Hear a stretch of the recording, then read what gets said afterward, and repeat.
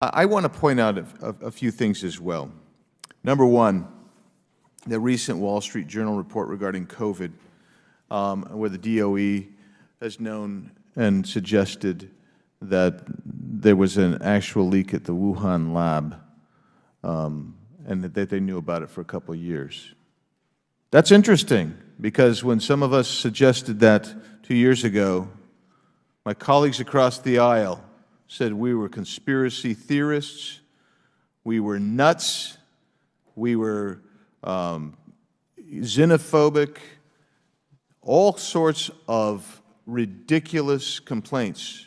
I was censored, I was bumped, I was shadow banned, all types of things, because they said it was COVID misinformation.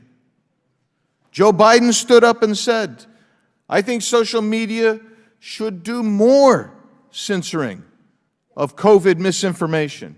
Turns out that was not COVID misinformation.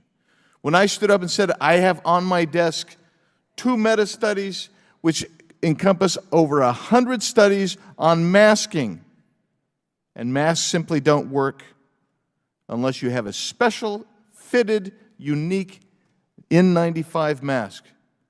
Misinformation taken down. Those were medical studies, scientific studies, peer-reviewed studies. Now we know. Now we've got the piece here where Lancet recognizes natural immunity. 3 years late, when we started talking about natural immunity, and I brought in doctors and scientists, and I did podcasts with them,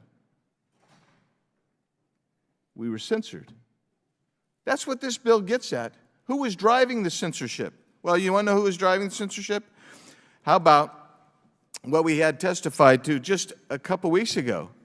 Regular meetings between CIA, FBI, and Twitter officials, calling up saying, hey, check out these accounts. We don't think they follow your private standards. That kind of pressure, tantamount to coercion, to deny it is actually just leaves me speechless.